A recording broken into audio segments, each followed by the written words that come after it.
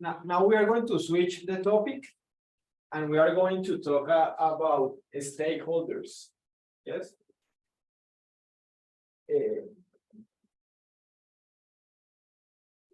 Stakeholders have an interest in the business and affect or are affected by the achievement of the firm's objective.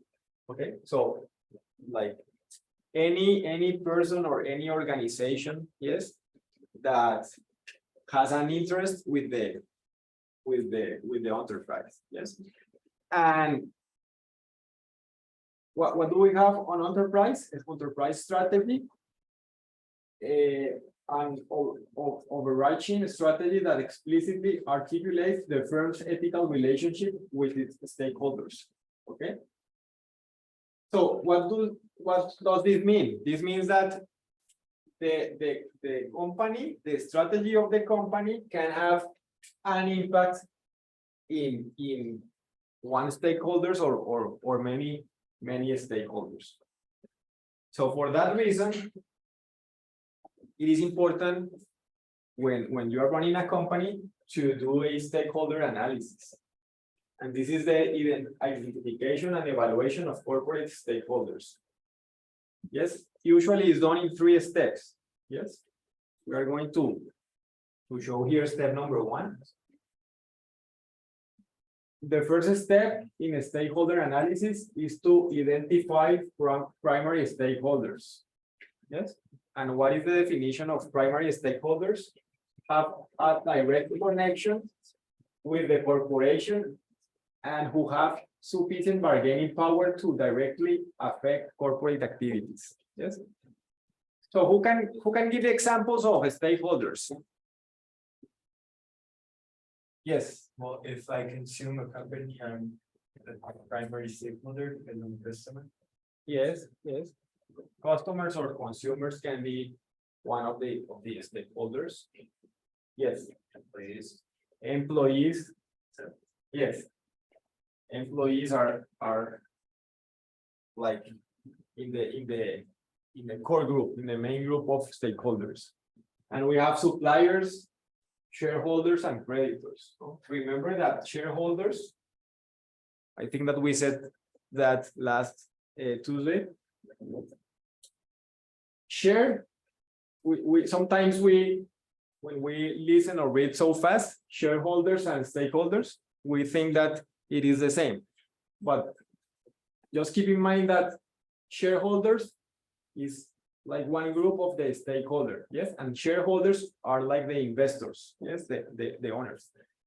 For example, if the company is in the stock market, yes, so we can talk about stockholders, yes, but not all the companies are in the stock market. So when the company is not, you are like an investor or you are one of the owners, you are a shareholder. Okay.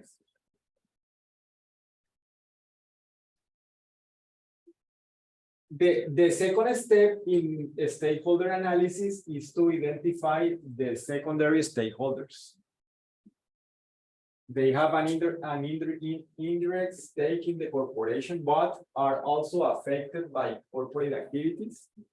These include NGOs, activists, local communities, trade associations, competitors, and governments. Yes, so this list is probably important as well, but if we need to make a difference, the primary stakeholders are like have a more direct relation and a deeper relation with our company. Okay.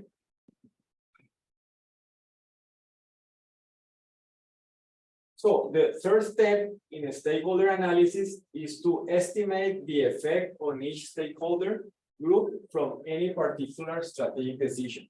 Yes. We need to understand when we are designing our strategy, how this strategy is going to generate an impact in all those groups. Yes. So when we have first divided the stakeholders into 2 groups, yes, and then we are understanding our changes in the strategy, like who are going to impact, we need to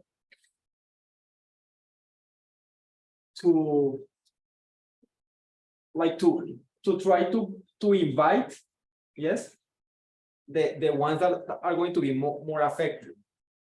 And this is as well like a strategic decision, yes, but because we cannot have one like meeting when we are going to find employees, ONGs, activists, government, communities, customers, yes, because they have so different interests, we are going to arrive nowhere.